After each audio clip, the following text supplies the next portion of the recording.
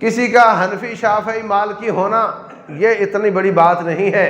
بات صرف یہ ہے کہ جب اپنے اس امام کے مخالفت میں کوئی دلیل آ جائے، آیت آ جائے، حدیث آ جائے، تو کم از کم اپنے نبی علیہ الصلوۃ والسلام کو اتنا تو مرتبہ دینا چاہیے کہ اپنے امام کی وہ والی بات نہ مانی جائے جو آیت یا حدیث کے خلاف۔ اور اگر یہ قاعدہ کہ یا ایک مقلد ہوتا ہے اور ایک مجتہد ہی ہوتا ہے، تو کیا جتنے مدارس میں لوگ اپنے نام کے ساتھ مفتی لکھتے ہیں، کیا یہ کہہ سکتے ہیں کہ میں مجتہد ہوں؟ اگر مجتہد ہیں تو پھر مقلد نہیں ہو سکتے، اور اگر مجتہد نہیں ہیں تو مفتی لکھنا جائز نہیں۔ اسلامک اسکالر مفتی محمد یوسف تیبی حفظہ اللہ تعالی، فاضل مدینہ یونیورسٹی۔ اعوذ باللہ السمیع العلیم من الشیطان الرجیم۔ یا ایہا الذین آمنوا اطیعوا اللہ واطیعوا الرسول واولی الامر منکم فإن تنازعتم في شيء فردوه إلى الله والرسول إن كنتم تؤمنون بالله واليوم الآخر ذلك خير وأحسن تأويلا۔ محترم سامعین اور سامعات، اللہ تبارک و تعالی کائنات کا خالق اور مالک ہے۔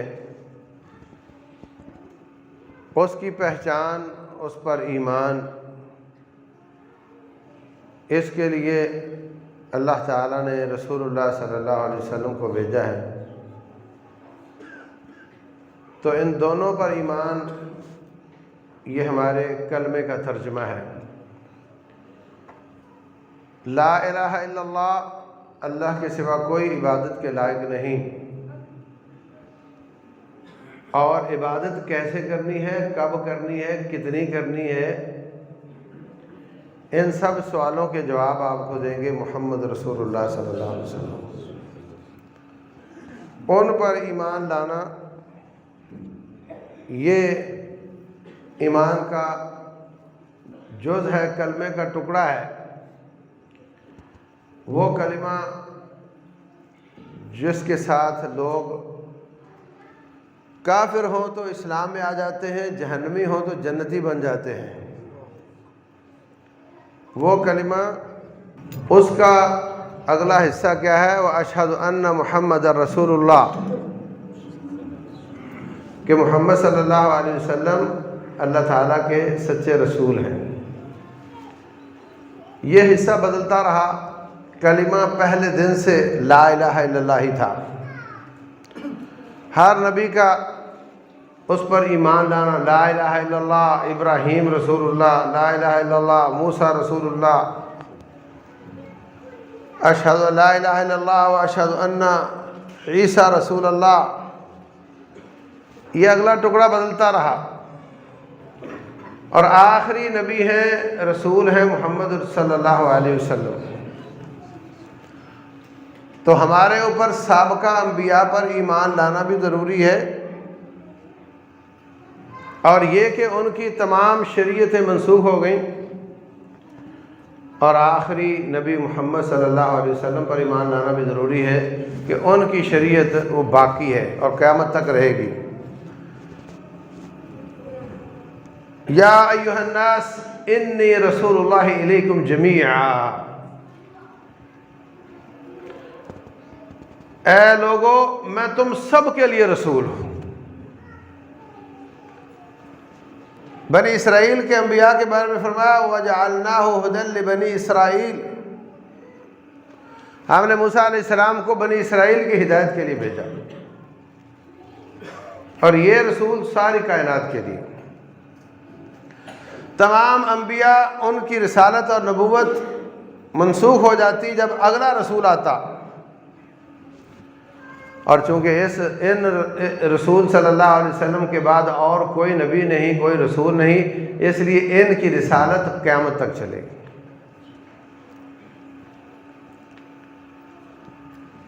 رسول اللہ صلی اللہ علیہ وسلم پر ایمان کی بنیادی بات یہ ہے کہ یا ایھا الذین آمنوا اطیعوا اللہ و اطیعوا الرسول،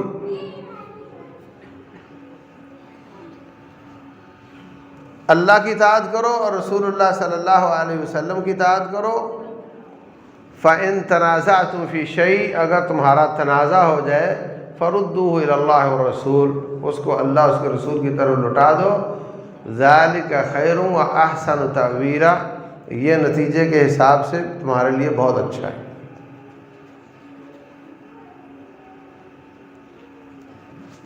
جس طریقے سے لا الہ الا اللہ میں مسلمانوں میں بہت جھول ہے، کوئی کلمے کے ٹکڑے کرنے شروع کر دیتا ہے، کوئی کلمے کا معنی تبدیل کرنا شروع کر دیتا ہے، ایسے ہی اگلے حصے میں بھی مسلمانوں کے ماننے میں بہت جھول ہے، افراط اور تفریط ہے۔ ایک رب ذوالجلال کی ذات ہے جس میں مبالغہ نہیں ہو سکتا، جتنے چاہیں منہ پھاڑ پھاڑ کے آپ زمین آسمان کے کلابے ملا دیں، جتنی چاہیں تعریفوں کے پول بنا دیں، آپ اپنی طرف سے جو چاہیں مبالغے کرتے چلے جائیں، اللہ کی ذات میں مبالغہ ہوتا ہی نہیں۔ جتنی بھی تعریفیں کرو گے وہ اس کا حقدار ہی ہے، اس سے بھی کروڑوں گنا زیادہ کا حقدار ہے۔ لیکن مخلوق جتنی بھی ہے ان کی ثناء اور ان کی تعریف اور ان کی نعت اس کی حد بندی ہے۔ جو نیچے ہوتے ہیں ان سب کی حد بندی ہوتی ہے، جو سب سے اوپر ہے اس کی کوئی حد بندی نہیں ہوتی۔ تو رسول اللہ صلی اللہ علیہ وسلم کی ذات بابرکات میں امت اسلامیہ یا تو ان کی طاعت ہی نہیں کرتی، یا ان کے مقابلے میں امتیوں کو کھڑا کر کے نبی سے زیادہ ان کو ترجیح دیتی ہے، یا پھر ان کی شان اتنی بلند کر دیتی ہے کہ رب ذوالجلال کے دائرے میں داخل کرنے کی کوشش کرتی ہے۔ اللہ کی الوہیت، اللہ کی ربوبیت، اللہ کی صفات نبی میں ثابت کرنے کی کوشش کرتی ہے۔ یہ دونوں اینڈ ہی غلط ہیں، یا یہ افراط ہے یا یہ تفریط ہے۔ صحابہ کرام کا طریقہ وسط طریقہ ہے۔ وَكَذَلِكَ جَعَلْنَاكُمْ أُمَّةً وَسَطًا، ہم نے تمہیں وسط امت بنایا۔ تو ہم دیکھتے ہیں کہ نبی صلی اللہ علیہ وسلم کی طاعت کتنی واجب ہے۔ طاعت کی بات ہی کوئی نہیں کرتا الا ماشاء اللہ، بات کرتے ہیں محبت کی۔ بھئی آپ کو نبی صلی اللہ علیہ وسلم سے کتنی محبت ہے؟ کہ مجھے بہت محبت ہے، میری جان قربان، میرے ماں باپ قربان، میری اپنی جان سے زیادہ محبت ہے۔ بس محبت ہے، اور محبت خالی خولی کھوکھلی طاعت اور فرما برداری کے بغیر، یہ محبت نہ عربی زبان میں، نہ اردو زبان میں، نہ لغت میں، نہ ادب میں، نہ محاورے میں، نہ لوگوں کے عرف میں ایسی محبت بالکل نہیں چلتی جس میں طاعت نہ ہو۔ یہ ایک فطری سی بات ہے۔ کئی حجاموں کی دکان پہ لکھا ہوتا ہے کسی انڈیا کے ایکٹر کا نام لکھ کر کہ یہ اس کا ہے جناب، اس کے نام کا ہے، کہ ہمارے پاس آؤ گے نا تو ہم انڈیا کے ایکٹروں جیسی تمہاری شکل بنا دیں گے۔ اور لوگ جاتے ہیں جی میرے بال فلاں ایکٹر جیسے بنا دو۔ یہ محبت ہے؟ غلط ہے، اچھی ہے، الگ بات ہے۔ ان سے محبت ہے، اس جیسی شکل بنانا پسند کرتا ہے، اس جیسے بال کٹوانا شروع کر دیتا ہے، اور کوئی ایکٹر کپڑا پہن لے تو وہی اگلے دن رواج بن کر بازار میں آ جاتا ہے۔ یہ محبت ہے لوگوں کی۔ وہ پتلون پھاڑ کر پہنے تو نوجوان پتلونیں پھاڑ کر پہننا شروع کر دیتے ہیں، بڑی بات ہے بھائی۔ وہ جس کلر کی پہنے لوگ اس طرح کی پہننا شروع کر دیتے ہیں۔ تو محبت اسی کا نام ہے، لأن المحب لمن يحب مطیع۔ محبوب جو ہوتا ہے اس کی محبت کرنے والا طاعت کرتا ہے۔ وہ آ کر نہیں کہتا مجھ سے محبت ہے تو میری اطاعت کرو، وہ نہیں کہتا، وہ اندر سے دل خود ہی اس طرف مائل ہو جاتا ہے۔ اس نے کبھی نہیں پوچھا کہ انڈیا کے ایکٹر جیسی شکل بنانا جائز ہے یا نہیں، کبھی نہیں پوچھا، اس نے فتویٰ نہیں پوچھتا۔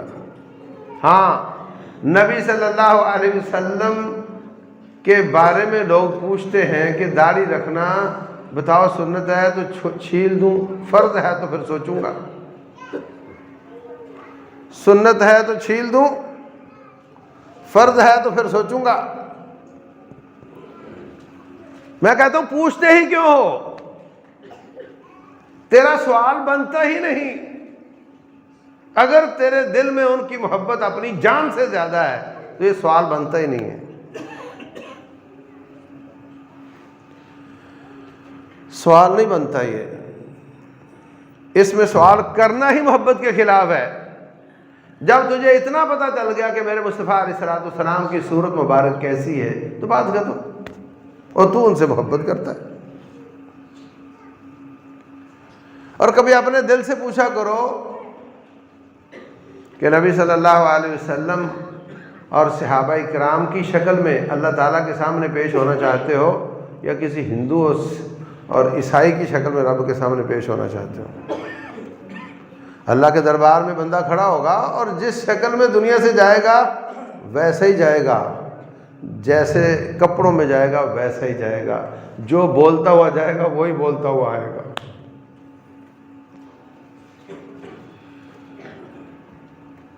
اللہ اکبر۔ حجۃ الوداع کے موقع پر ایک شخص اپنی سواری سے گر کے فوت ہو گیا۔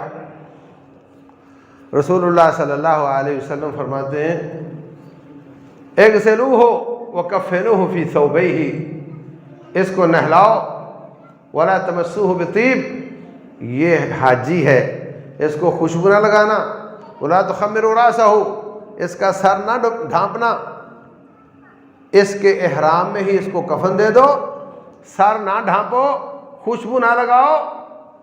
فإنہ یأتی یوم القیامۃ ملبیا، اس لیے کہ قیامت والے دن لبیک لبیک کہتا ہوا آئے گا۔ احرام میں گیا ہے، احرام میں اٹھے گا، لبیک کہتا ہوا گیا ہے، لبیک کہتا ہوا اٹھے گا۔ احرام تو ایک خارجی چیز ہے، پھٹ جائے گا، وہ سیدھا ہو جائے گا، لیکن کوئی چائنا نے ایسی مشین نہیں بنائی کہ جب تو مر جائے پھر تیری شکل صحابہ کرام جیسی کر کے تو پھر آپ کو دفن کیا جائے، اور نہ کوئی اتنا تکلف کرتا ہے۔ جس شکل میں آج ہو ایسی شکل میں مرو گے، ایسی شکل میں اٹھو گے۔ تو اپنے دل سے پوچھو کہ کس شکل میں رب کے دربار میں کھڑے ہونا چاہتے ہو، اور نبی صلی اللہ علیہ وسلم اور صحابہ کرام ان کی شکل تجھے پسند نہیں تو محبت تیری کس درجے کی ہے؟ تو میرے عزیز بھائیوں، جو محبت طاعت کے بغیر ہے وہ محبت خالی دعوے کی ہے، وہ زبانی جمع خرچ ہے، وہ حقیقی محبت نہیں ہے۔ رسول اللہ صلی اللہ علیہ وسلم کی وہ سنتیں جن کا ان کی ذات بابرکات سے تعلق ہے کہ گرمی لگی تو بٹن کھول دیا، اور زیادہ گرمی لگی تو قمیص اتار دیا، حاجت ہوئی تو حاجت روائی کے لیے چلے گئے، یہ آپ کی ذات سے متعلقہ سنتیں ہیں۔ ہمیں گرمی نہیں لگی ہم نہ بٹن کھولیں، ان کو لگی تھی انہوں نے کھول لیا۔ لیکن کئی صحابہ ایسے تھے وہ ان باتوں میں بھی آپ کی پیروی کرتے تھے۔ محبت ہے، کیا کہیں۔ کعب بن عجرہ رضی اللہ تعالیٰ عنہ اور ان کا بیٹا آئے اور آپ کو ملے تو آپ کا بٹن کھلا ہوا تھا۔ راوی کہتا ہے ما رؤی کعب ولابنہ الا فاتح الازرار، آئندہ زندگی میں جب بھی کعب اور اس کے بیٹے کو کسی نے دیکھا ان کا بٹن کھلا ہوا تھا۔ محبت۔ عبداللہ بن عمر رضی اللہ تعالیٰ عنہ غالباً ہے، حج پر گئے، ایک جگہ جا کر جنگل میں بیٹھے اور اٹھ کر آ گئے، پوچھا یہ کیا آپ نے؟ کہا مجھے پیشاب وشاب نہیں آیا ہوا تھا، بس نبی صلی اللہ علیہ وسلم جب حج پر گئے تھے تو آپ نے یہاں بیٹھ کر قضائے حاجت کی تھی، تو میں نے سوچا کہ میں ان کے قدموں کے نشانوں پہ قدم رکھتا ہوا جاؤں۔ حالانکہ یہ وہ سنتیں نہیں ہیں، یہ آپ کی ذات سے متعلقہ ہے، لیکن محبت کا کوئی قاعدہ نہیں ہوتا۔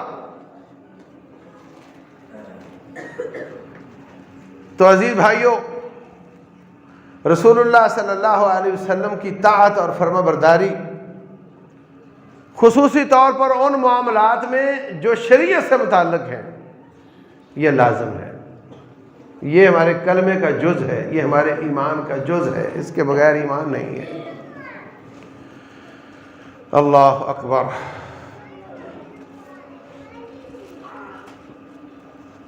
رسول اللہ صلی اللہ علیہ وسلم کے تمام دروس میں کیا تمام صحابہ بیٹھتے تھے؟ بولو، ہو ہی نہیں سکتا۔ آپ کبھی جہاد پر ہیں تو لوگ کتنے پیچھے رہ گئے ہیں۔ آپ کے وقت اگر 24 گھنٹے صحابہ آپ کے پاس ہی رہتے تھے تو دنیا کیسے چلتی تھی؟ پھر ہو نہیں سکتا۔ وہ صفے والے تھے مسکین، وہ نہیں جاتے تھے، وہ بیٹھے رہتے تھے اکثر ان میں سے، باقی تو لوگ اپنے کام دھندے کرتے رہتے تھے۔ تو رسول اللہ صلی اللہ علیہ وسلم پر وہی 24 گھنٹے کسی وقت بھی آ سکتی ہے۔ آپ گھر سے باہر تشریف لاتے، جو موجود ہوتے ان کو بتا دیتے کہ اللہ کا یہ پیغام آیا۔ حضرت کعب بن مالک رضی اللہ عنہ کی توبہ قبول ہوئی، رات 1-2 کا ٹائم تھا۔ اپنی بیوی سے فرماتے ہیں کہ کعب کی توبہ نازل ہو گئی ہے، میں باہر جا کر بتا دوں؟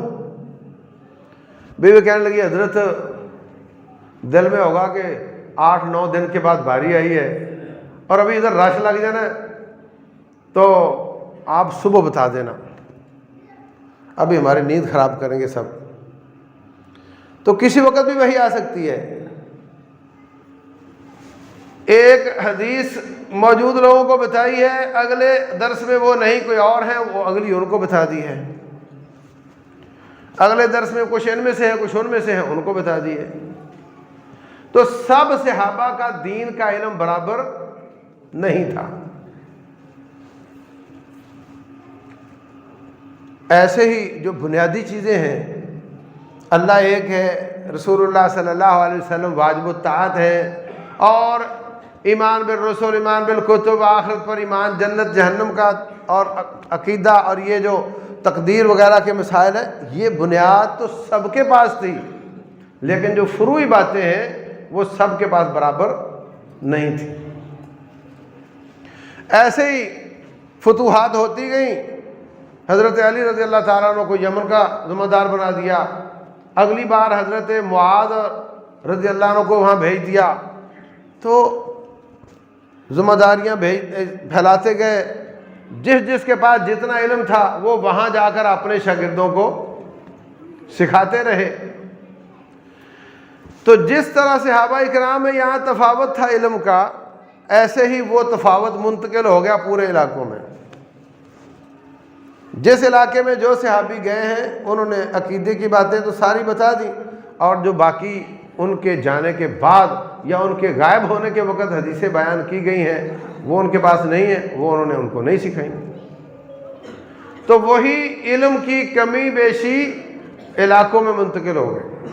ایک علم کوفے میں ہے، بصرے میں نہیں ہے، ایک بات کا علم یمن میں ہے، دوسری کا علم کسی اور علاقے میں ہے۔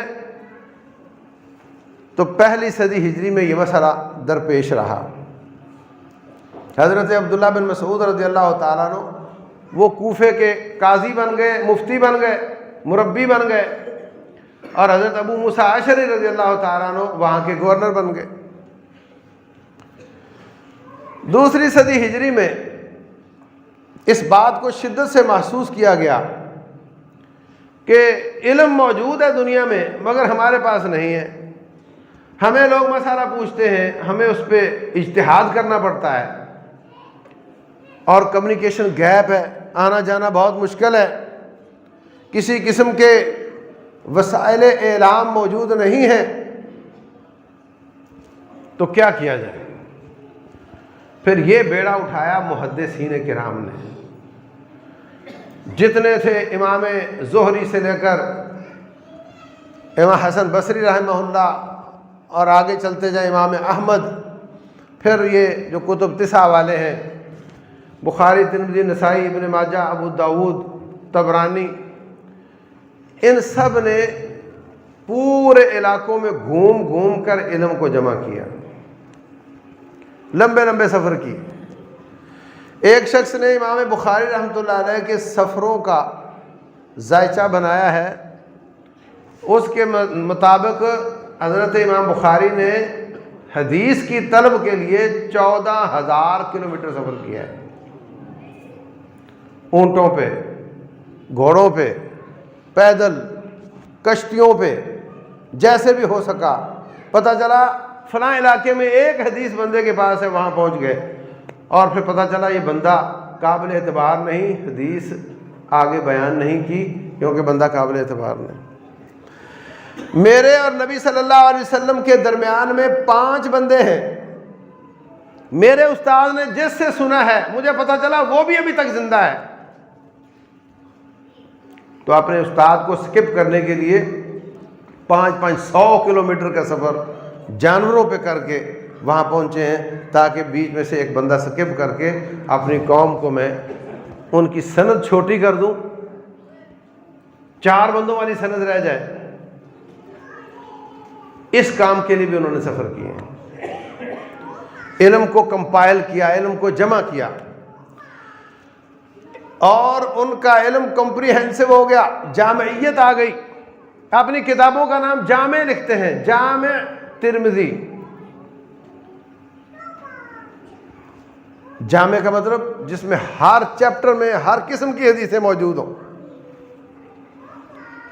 تو حضرت ابو حنیفہ رحمۃ اللہ علیہ کوفہ میں تھے، اس بات کا اندازہ لگانا ہو تو آپ ان کے کتابوں میں لکھے ہوئے حالات پڑھیں، ان تمام محدثین کے، تمام فقہاء کے، کہ کس کس کی سیرت میں ایک ہیڈنگ آتا ہے انہوں نے سفر کتنے کیے۔ تو جن لوگوں نے زیادہ سفر کیے انہوں نے زیادہ دور دراز سے علم لے لیا، جنہوں نے سفر نہیں کیے، کم سفر کیے، ان کا علم اتنا زیادہ محدود ہوتا رہا۔ تو پھر وہ کیا کرتے تھے، احتیاط یہ کرتے تھے کہ لوگوں آپ ہم سے مسئلہ پوچھتے ہو، اس کے بارے میں کتاب و سنت کی دلیل نہیں ہوتی، پھر ہم اندازہ یا اجتہاد یا قیاس، دوسرے مسائل سے اندازہ اس کی مشابہت تلاش کر کے آپ کو جواب دیتے ہیں۔ اگر ہمارے جواب کے مقابلے میں آپ کو نبی صلی اللہ علیہ وسلم کی بات مل جائے تو ہماری بات کو چھوڑ دینا اور نبی صلی اللہ علیہ وسلم کی بات کو لے لینا۔ یہ تقریباً تمام فقہاء ان سے اس طرح کے جملے مختلف الفاظ میں موجود ہیں۔ اللہ اکبر۔ ابو حنیفہ رحمۃ اللہ علیہ کی زندگی میں بھی زیادہ سفر نہیں ہے۔ ان کے شاگرد ہیں امام محمد بن حسن شیبانی، قاضی ابو یوسف، امام ظفر۔ فقہ کی کوئی کتاب کھول کر دیکھ لو، ہر صفحے پر تقریباً آپ کو یہ مل جائے گا کہ استاد کی شاگرد مخالفت کر رہے ہیں۔ آدھے سے زیادہ مسائل میں استاد کی مخالفت کی ہے ان کی وصیت کے مطابق کہ میرے بعد اگر آپ کو اس مسئلے میں حدیث مل گئی تو آپ نے حدیث اور آیت کو لے لینا ہے اور میری بات کو چھوڑ دینا ہے۔ ان لوگوں کو جنت چاہیے تھی، ان کو اپنی پارٹی بنانا نہیں چاہیے تھا۔ یہ تو بعد والوں لوگوں نے ان کے نام پر پارٹی بنا کر اس سے تعصب شروع کر دیا، ورنہ ان کا یہ مقصد تھوڑے تھا۔ اللہ اکبر۔ تو عزیز بھائیوں، پھر 3 صدی ہجری میں مختلف فقہاء محدثین کے شاگرد، ان کو علاقے میں قضاء کا مرتبہ مل گیا۔ جیسے ابو یوسف جو ابو حنیفہ رحمۃ اللہ علیہ کے شاگرد تھے، وہ عباسی خلفاء کے قاضی القضات بن گئے۔ تو ظاہر سی بات ہے جب میں کسی قاضی، میں کوئی چیف جسٹس بنوں گا تو میں چاہوں گا ماتحت بھی میری ہی ذہن کے لوگ آئیں تاکہ اختلافات کم از کم ہوں۔ تو اس علاقے میں وہ فقہ زیادہ، وہ سوچ، وہ مکتبہ فکر، وہ زاویہ زیادہ معروف ہو گیا۔ جہاں جہاں وہ قاضی بنے وہاں وہاں وہ سوچ زیادہ ڈیولپ ہوئی۔ آج ہم دیکھتے ہیں کہ عربوں کے علاقے میں احمد بن حنبل رحمۃ اللہ علیہ کی بات کو زیادہ ترجیح دی جاتی ہے۔ یہ ہمارے ترکی سے لے کر بلخ بخارا سے لے کر ہندوستان تک، بنگلہ دیش تک، یہاں زیادہ ابو حنیفہ رحمۃ اللہ علیہ کی بات کو ترجیح دی جاتی ہے۔ مصر میں بھی، سوریہ میں بھی، اور ہم دیکھتے ہیں کہ فار ایسٹ میں، انڈونیشیا، ملیشیا وغیرہ میں شافعی رحمۃ اللہ علیہ کی بات کو زیادہ ترجیح دی جاتی ہے، اور افریقہ کے ممالک میں امام مالک رحمۃ اللہ علیہ کی بات کو زیادہ ترجیح دی جاتی ہے۔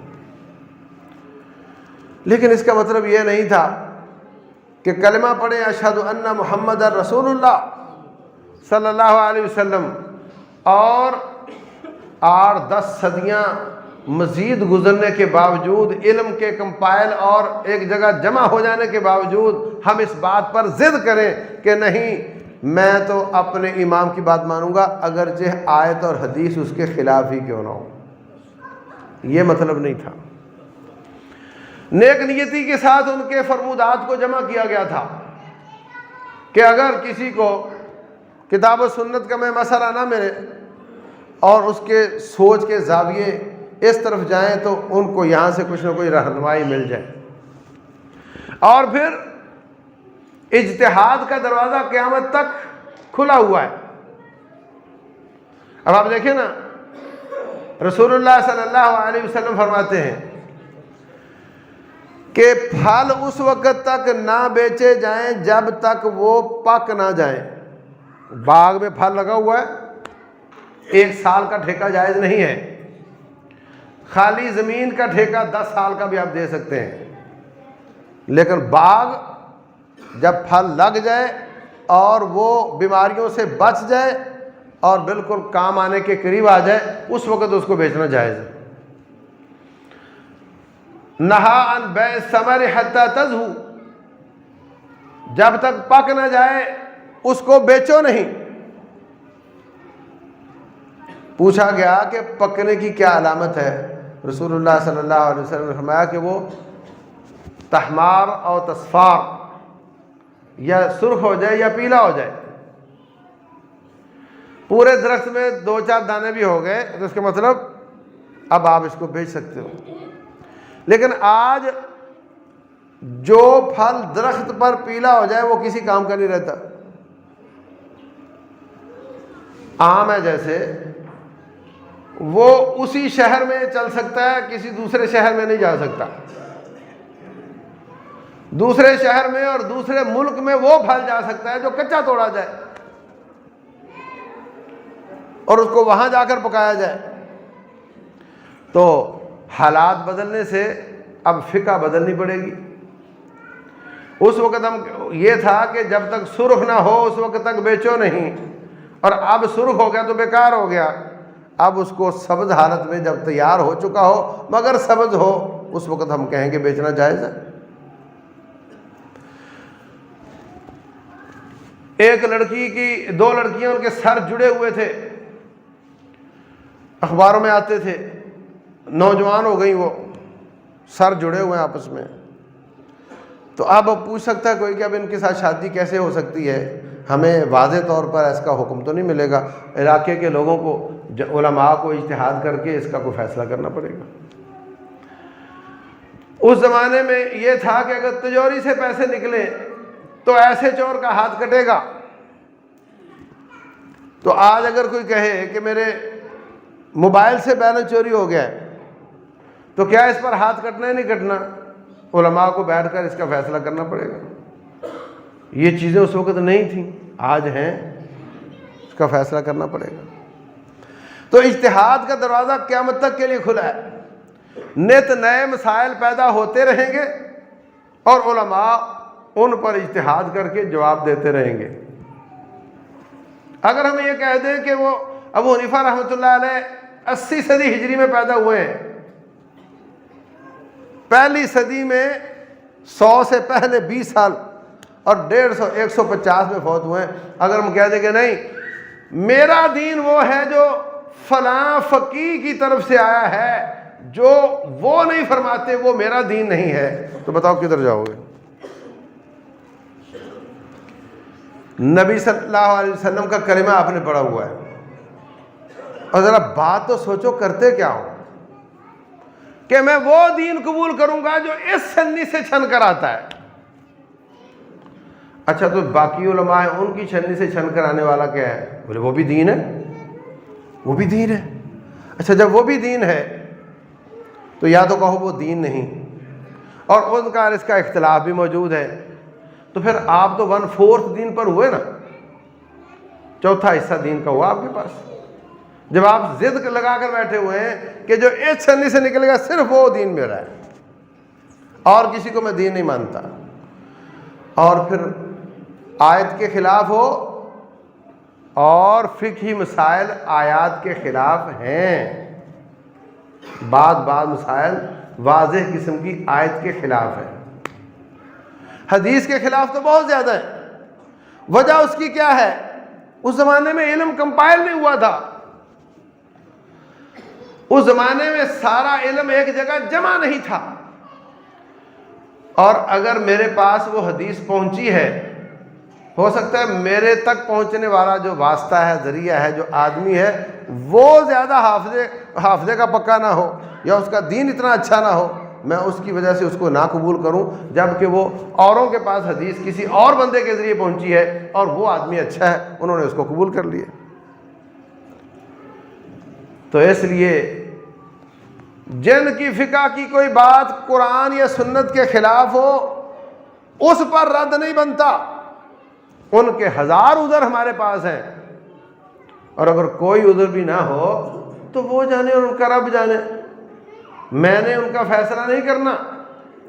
لیکن مجھے یہ سوچنا ہے کہ جب میں نے کلمہ رسول اللہ صلی اللہ علیہ وسلم کا پڑھا ہے تو پھر میں یہ کیسے کہہ سکتا ہوں کہ جو میرے امام نے فرمایا ہے وہ دین ہے، وہ اگرچہ آیت کے خلاف ہو، اگرچہ حدیث کے خلاف ہو۔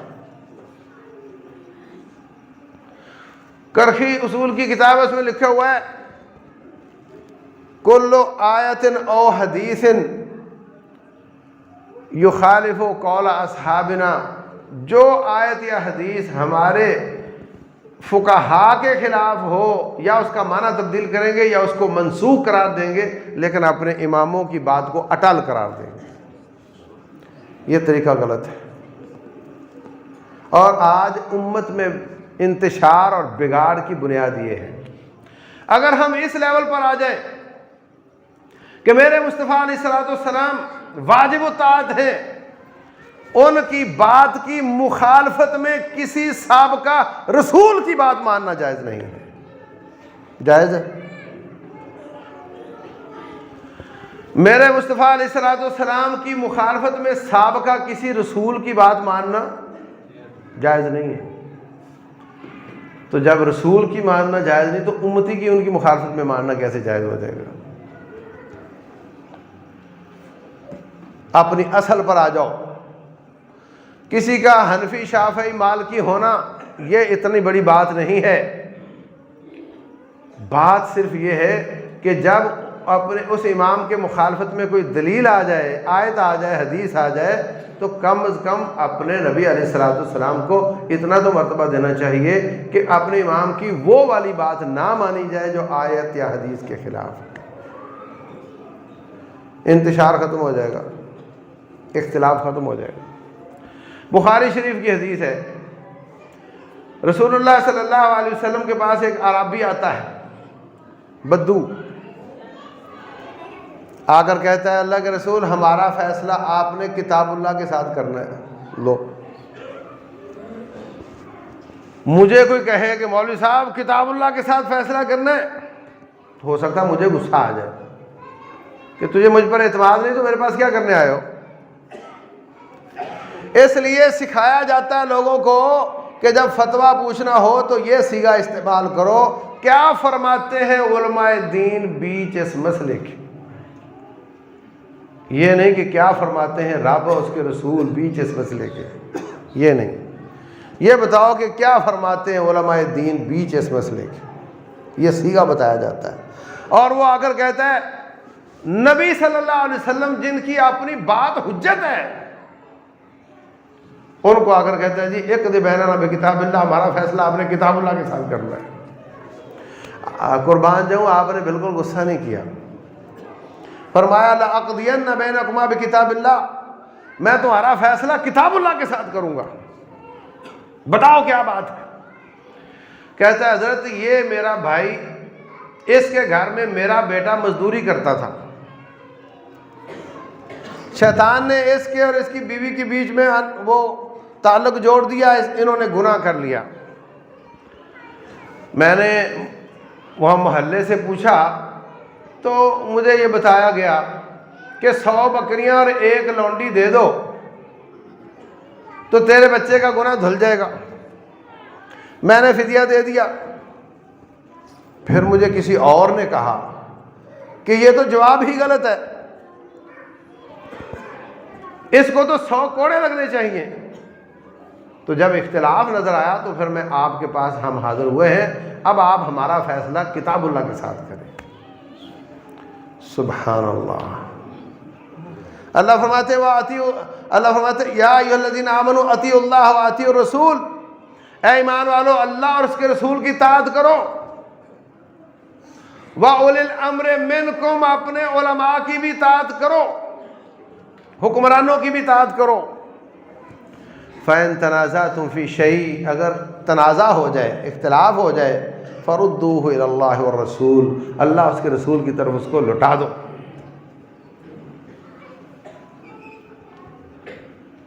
تو انہوں نے اپنے محلے سے پوچھا، ان کو 2 جواب ملے، وہ آ گئے رسول اللہ صلی اللہ علیہ وسلم کے پاس۔ آپ نے فرمایا تیری 100 بکریاں اور تیری لونڈی تو آئے گی واپس، جو تو نے فدیہ دی تھی واپس آئے گی، اور تیرے بیٹے کو 100 کوڑے لگیں گے۔ والزانیۃ والزانی فاجلدوا کل واحد منہما 100 جلدہ، اور 1 سال کی جلا وطنی ہوگی، اس بچے کو 1 سال جلا وطن کرنا ہوگا۔ حضرت انیس رضی اللہ عنہ کو کہتے ہیں، فرمایا جاؤ انیس کل صبح جانا، اگر اس کی بیوی اعتراف کر لے تو اس کو پتھر مار مار کر رجم کر دینا۔ وہ گئے، اس نے اعتراف کر لیا، انہوں نے اس کو رجم کر دیا۔ تو عزیز بھائیوں، سادہ سی بات ہے یہ کہنا کہ جو مجتہد نہیں وہ مقلد ہوتا ہے، یا مجتہد ہوگا یا مقلد ہوگا، اور چونکہ آپ لوگوں کی جو عوام ہے وہ مجتہد نہیں ہے، اس لیے وہ اہل حدیث نہیں کہلوا سکتے اور وہ کتاب و سنت پر عمل نہیں کر سکتے، ان کو مقلد ہی بننا پڑے گا۔ اور یہ کہنا کہ ہم سینہ چوڑا کر کے ہم ہیں مقلد، اور تانا دینا کہ تم ہو غیر مقلد، یہ ساری باتیں ان کا اس شریعت سے کوئی تعلق نہیں جو آسمان سے آئے۔ بڑی سادہ سی بات ہے، عام آدمی محلے سے مولوی صاحب سے پوچھ لے، حنفی ملے اس سے پوچھ لے، شافعی ملے اس سے پوچھ لے، عام آدمی ہے، اس کو یہ پتہ ہے کہ یہ میرا اور وہ اس کا ہے، تو پھر تو بڑا چلاک ہے وہ عام آدمی ہے، پوچھے مسئلہ عمل کرے۔ غلط بیان ہوا تو مولوی صاحب ذمہ دار ہوگا، وہ عام آدمی ہے، اس نے عمل کر لیا۔ لیکن اگر اس کو یہ نظر آئے کہ یہ مسئلے میں اختلاف ہے، کچھ یوں کہہ رہا ہے کچھ یوں کہہ رہا ہے، تو اگر اس کو دین عزیز ہے، اگر دین کو وہ پریورٹی دیتا ہے، تو پھر اس کو چاہیے کہ وہ پوچھے مولوی صاحب آپ نے مجھے یہ مسئلہ یوں بتایا تھا اور فلاں بندہ یوں بتا رہا ہے، کچھ لکھ کر دے دو مجھے۔ وہ لکھ کر دے دے گا اپنی دلیل، اس کے پاس آ جاؤ، آپ نے اس کے برعکس بتایا ہے جبکہ یہ دلیل تو کچھ اور کہتی ہے، مولوی صاحب نے مجھے یوں بتایا ہے، وہ اس کے نیچے کچھ تو لکھے گا نا کہ یہ ضعیف ہے یا یہ اس طرح ہے۔ آپ کو نہیں سمجھ آئی، آپ واپس پہلے کے پاس آ جاؤ، جو آپ نے جو دلیل دی تھی اس میں تو یہ نکلا۔ تو دیکھتے ہی دیکھتے سمجھ آ جائے گی کہ ایک کا پارا چڑھتا جا رہا ہے اور دوسرا بڑا کول ہو کر آپ کی بات کا صحیح طریقے سے جواب دے رہا ہے۔ عام آدمی دلیل کی چھان پھٹک تو نہیں کر سکتا مگر وہ پارا تو چیک کر سکتا ہے. ہاں اتنی تو سمجھ آ جاتی ہے نا, تو حق تک پہنچ جائے گا, سمجھ آ جائے گی اس کو. ایک بھنڈی خریدنے کے لیے 3-4 دکانیں دیکھتے ہو جس کی ایکسپائری 24 گھنٹے بھی نہیں ہوتی. یہ تمہارے دین کا مسئلہ ہے. لاکھ نیکیاں کر لو, جب آپ کا خط سیدھا نہیں ہے, جب آپ کی سمت درست نہیں ہے, کیا بنے گا؟ اللہ اکبر. تو عزیز بھائیوں, اللہ اس کے رسول صلی اللہ علیہ وسلم کے سامنے یہ عذر نہیں چلے گا, رب ذوالجلال کے دربار میں یہ عذر نہیں چلے گا. جی میں تو سادہ مسلمان تھا, آنکھیں میری بند تھیں, مولوی صاحب کے کندھے پہ میرا ہاتھ تھا, اب میں کیا کر سکتا ہوں. جتنی چلاکی تیری ہٹی دکان پر ہوتی ہے نا, اس سے زیادہ سمجھداری استعمال کرنے کی ضرورت ہے دین کے معاملے میں. ہٹی دکان کی کو ترجیح کم دو, اللہ کے دین کو زیادہ ترجیح دو. تو اس زمانے میں جب ان کو اختلاف نظر آیا تو وہ رسول اللہ صلی اللہ علیہ وسلم کے پاس آ گئے. ہمیں آج اگر نظر آتا ہے تو ہم چکر لگا لیں, 2-1 پتہ چل جاتا ہے حق کیا ہے باطل کیا ہے. اور اگر یہ قاعدہ کہ یا ایک مقلد ہوتا ہے اور ایک مجتہد ہی ہوتا ہے, تو کیا جتنے مدارس میں لوگ اپنے نام کے ساتھ مفتی لکھتے ہیں, کیا یہ کہہ سکتے ہیں کہ میں مجتہد ہوں؟ اگر مجتہد ہیں تو پھر مقلد نہیں ہو سکتے, اور اگر مجتہد نہیں ہیں تو مفتی لکھنا جائز نہیں. جائز نہیں. تم مجتہد نہیں تو کس منہ سے فتویٰ دیتا ہے؟ تو مقلد ہے, تیرا حق نہیں کہ تو فتویٰ دے. اس لیے عزیز بھائیوں, یہ بحثیں کام کی نہیں. اللہ اس کے رسول صلی اللہ علیہ وسلم کو جس نے ترجیح دینی ہے, جس نے اشہد ان لا الہ الا اللہ و اشہد ان محمد رسول اللہ پڑھا ہوا ہے, اس کی ترجیح رسول اللہ صلی اللہ علیہ وسلم کی طاعت اور فرما برداری ہے. اور وہ اسٹو میں رہتا ہے کہ مجھے ان کی بات مل جائے. آج اللہ کا فضل ہے, ہم ایسے زمانے میں زندہ ہیں کہ جس میں ہر چیز کا ترجمہ اردو میں مل جاتا ہے, انگلش میں مل جاتا ہے. ایک اندھیر نگری کا زمانہ تھا جو کئی صدیوں پر محیط تھا. عوام فارسی جانتی ہے اور کتاب و سنت کا ترجمہ فارسی میں نہیں ہے. عوام انگریزی جانتی ہے اور ان کو کوئی کتاب میسر نہیں, علماء میسر نہیں. آج اللہ کا فضل ہے, انٹرنیٹ نے دنیا کو اکٹھا کر دیا ہے اور ہر جگہ سے پوچھا جا سکتا ہے, ہر چیز کے ترجمے اویلیبل ہیں. اپنی ہوشیاری, چالاکی, ذہانت کو اللہ کا دین سمجھنے, اپنا خط سیدھا کرنے اور رسول اللہ صلی اللہ علیہ وسلم کی باتوں کو سننے, سمجھنے, عمل کی کوشش کرنے کے لیے استعمال کرو. یہ دین ہمارے کام آئے گا دنیا میں بھی آخرت میں بھی. اور جس جگہ ہم اپنی ذہانت کو استعمال کرتے ہیں, یہ کام تو جانور بھی کرتے ہیں, وہ بھی کھاتے ہیں, وہ بھی جنتے ہیں, وہ بھی کماتے ہیں, ان کے بھی چھوٹے موٹے گھر ہیں. یہ کام کوئی بڑا کام نہیں. بڑی بات یہ ہے کہ ہم انسان بنیں اور اللہ کے دین کو سمجھیں اور خود محنت کر کے پڑھنے کی کوشش کریں. جہاں سمجھ نہ آئے وہاں علماء سے رابطہ کریں. انشاءاللہ ہمیں حق ملے گا اور اس حق پر جو بھی نیکی کی گئی ہوگی قبول ہوگی اور ہم کامیاب ہوں گے. اللہ تعالیٰ سمجھنے اور عمل کرنے کی توفیق دے.